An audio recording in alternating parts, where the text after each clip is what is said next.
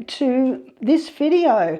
This is the second week that I've been doing videos talking about creative practices, my own practice, and this week I thought I'd not only touch base on what we talked about last week, which was finding a space to create in, your own creative space. I thought we'd have a chat about not only making the space, but then what do you do once you arrive in that space? Sometimes it's a little daunting to restart or kickstart an art practice, especially if you haven't been doing any art for quite a while. So I thought we might touch base a little bit on that before I show you what my week has been.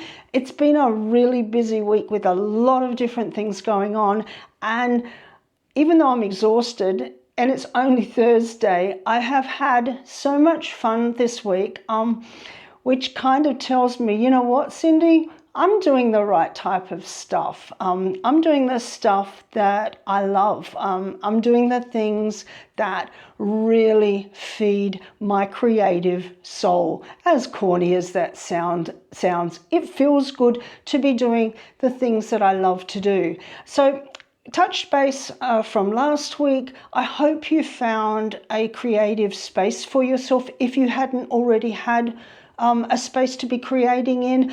I know it's tricky. I had a lot of lovely comments from the video, so thank you very much. And once again, if you like this type of content, if you want to sit down and just, I guess, share some artistic practices with me, keep watching. Don't forget to like and subscribe the videos, support the channel. I'd really appreciate it. And as I said last week, it'd be lovely to get this community growing. I guess we're here for everyone. Creative people, myself especially, I work a lot by myself during the day. I'm either filming, videoing, doing my own artwork. I'm by myself a lot, so it's actually nice to land in a space where I can, I guess, even though it's a virtual space, I get to share myself with you guys, and you get to share a little bit of yourself with me. So I'm really liking this.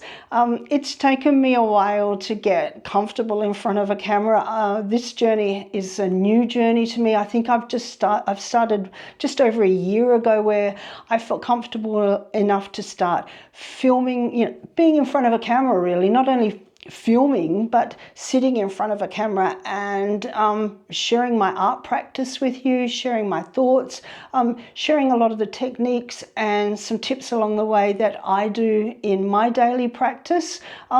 So thanks very much for being a part, I guess, of this journey with me, and I'm enjoying having you here. So as I said, we touched on a creative space for yourself last week. As I said, sometimes once you sort of get it all set up, it's looking great. It feels like a place that is inspiring you to create. Sometimes it's hard to kick start it. As I said, especially if you haven't been creating for a while. I find there's a lot of things that I do if I've sort of pushed my own art aside for a while, and I've been busy doing other things.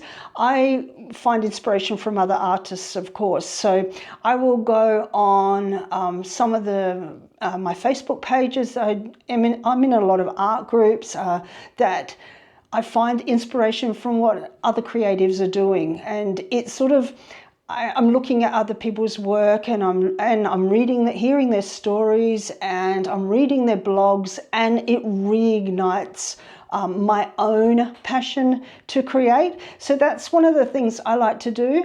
Another really good tip, and this is especially useful if you've got all your beautiful markers and your beautiful pencils or paint set up, and it seems a little bit daunting to start using them. Go on the computer if you've got one and type in 30-day art prompts. Now, you'll get a lot of go to the image area, and because you'll get so many artists. A lot of them are subscription based, saying, you know, sign up and I will give you some art prompts, and they're fantastic. But if you don't want to sign up to subscriptions or pay for subscriptions, have a look at the images, and there's so many images on 30-day painting challenges, 30-day sketchbook challenges, 30-day journal challenges. I was amazed actually at how creative people are getting with these art prompts. Now, of course, you don't have to do them every day. You could do it once a week. If you've set yourself a goal to work every Sunday afternoon for a couple of hours, do one prompt on that Sunday. I've got a piece of paper here. I actually wrote down some of them because they're it's actually a really good idea, and it sort of gets you out of your comfort zone a little bit too. If you're not used to if you're sort of set in painting a particular way or drawing in a particular style, or you only draw flowers or you only paint sceneries, this is a really good way to sort of get you out of your comfort zone as well. So there was a sketch challenge, and I'm just going to read a few of them straight off. So on day one, you had to sketch some eyes, any eyes. Day two was fruit, cat feet for the next day, a hat or headgear for the next day, a flower, a face, your hand, and your favorite food, and so on and so on. There was 30 prompts on this image. It was, as I said, I just typed in 30-day art prompts, and all of these ideas, fabulous ideas, came up. There was another one that really caught my eye. It was an art journal challenge. So this is the challenge you might want to do if you really want to start using your art journals, but you're a little bit stuck on where to start. You're not quite sure what mediums to use or what your focus should be. This one was great because it encompassed a lot of different things. So on day one, it was a prompt word. So the word was courage, which I guess it gives you then a choice to, maybe you could go to a magazine and cut out letters that spell the word courage, and then paste some pictures in of what courage means to you. You know, skydiving, anything that you feel is courageous to do, you know, climbing a mountain. So that was that prompt. Or even picking up a paintbrush. You could word it all out. You could do 10 things that you feel you've done this year that has required a lot of courage. So that could be your first page in your art journal. And then the second prompt for an art journal was doorways.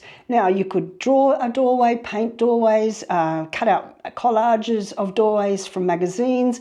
So the scope was really cool. I liked the idea of not just sticking to one particular medium or one particular style. The next one was start your art journal with some collage papers. So cut out some collage papers and then maybe paint or draw over the top of them. The next prompt was butterflies. The next prompt was start with mark making, which of course it's this, as I said, it's this idea of simply letting your creativity go, letting yourself be open to creating in different ways, and even just starting to create again. So the next one was finger painting, which I loved, and the next one was abstract florals. And of course, this whole 30-day list went on really cool ideas, which I really, I thought this was a great way to sit down at in your creative space and start actually creating. Now then, of course, there's lots of videos on YouTube that show you painting techniques or techniques for abstract drawing, things like that. So there's a lot of technique-based videos that you could watch that I guess encourage or excite you to explore a little bit further. Another great source that I found was going to the local secondhand shop. Now, where I am at the moment, our secondhand shop has so many books They're all $2 each. And although I love watching videos, I'm a bit of a book lover too, and I like the idea of having a book sitting beside me sometimes when I'm learning some new technique that I can. I'm a bit of I guess I'm a bit of a book lover, and I like the learning from a book as well as the video. So I thought I'll grab some books just a really a quick visit to show you what type of books you can be looking at from. I'll just pop them in camera from your secondhand shops. I particularly loved this book. This was called Get Messy Art by Kaylee Gray. Now she's all about the process. It's the process of doing art, and her book is just beautiful. Beautifully presented, beautiful pictures, and there's chapters like falling in love with what you have. So the idea of not having to go out and buy really, special paints or pencils or anything. Just start with what you have and fall in love with the mediums and the materials that you already have, which I thought was really lovely, because sometimes we think to ourselves, I'm going to start painting today, so I'm going to have to go out and spend a lot of money and buy a whole heap of new paints, paintbrushes, books, etc. The idea of just starting with what you already have, really appeals to me. So then it was also a lot of journaling, which is, of course, I'm a bit of a journal lover as well. Really creative ideas for stencils, a lot of collage, and it was, as I said, it was purely about the process of doing art, of mark making, of layering collages with paints, with drawings, with words. I love the book because it appeals to the artist in me, that I'm not too particular about technique anymore. I used to do a lot of classes, life drawing classes, printmaking classes, and they were valuable, but I guess I'm now looking for art that I discover things along the way. I don't want to be boxed in with rules or techniques. I sort of want to just, maybe it's my age, I just want to push it all to the wayside and just get on with doing the things that I am excited to do, exploring along the way, making a lot of mistakes along the way sometimes, putting things aside that didn't quite fit the vision of what I thought it would turn out like. I've become a lot more relaxed in my art practice. But that said, there were a lot of good technique books too. This one was really cool, Scrapbooking Techniques. So if you were into scrapbooking, or you like the idea of scrapbooking, or you've seen other scrapbooks people have made and not quite sure where to start, this is a perfect place to start. And then, of course, Mastering the Art of Drawing, and another one on acrylic paints. So, I mean, this was just one quick visit into the secondhand shop, as I said, where I live. I was amazed with the variety. And as I said, if you've arrived at your desk and you're ready to get going and you think, oh, where do I start? Perfect places, as I said, do some art prompts, check out some videos, check out your secondhand book for some books too. And it's also a great way to, I guess, if you've always been wanting to start learning about watercolors, or you've always wanted to hone in on your drawing skills, it's I guess it's a more relaxed way to start too. If you don't want to go to classes, if you don't want to be in a group of people, it's intimidating sometimes, or you're feeling like, it's something I just want to do occasionally. I don't want to be set into the practice of doing it for hours and hours. I just want to start. Perfect place to start. So that's it for the continuation of your creative journey. My creative journey this week has been absolutely full on. And as I said, I've really loved it. I'm exhausted today. I've just spent pretty much all day again, filming some videos, filming some courses. I've done 2 days of, full days of filming my third course at the moment, and I've got one more to go before I give it a break and work on some bigger textile art pieces that I've been, there's been some ideas mulling around in my head, so I want to get started on those. I work in, I guess, in waves. I will do videos, a few videos, course videos for a while. Then I will work on a new body of work, some idea that has been sort of brewing in the back of my mind for a while, and I want to give that a go. Then I'll go into hiatus for a little bit too. I'll just concentrate on some journaling maybe, slowing it all down, sometimes just writing some poetry. I miss doing poetry if I haven't done it for a while, going on longer walks. So I'll go from busy to slow as well, and then I will be itching to restart again, and that generally happens towards the end of the year. So we're heading into August at the moment. I've probably got another month of filming another course, and then I will put that on the, I guess, the back burner for a little while and start working on some more art pieces that I'm, as I said, that have been brewing in the back of my mind, and I'm sort of thinking, these are really cool ideas. I really want to have a go at doing these. So I've been happy to report I've been enjoying my art journals immensely. I am absolutely transfixed at the moment with shapes. I'm not letting them go. They're vessel shapes. They're I guess shapes that I don't normally actually work with. There's a lot of patterns in them that I don't normally do.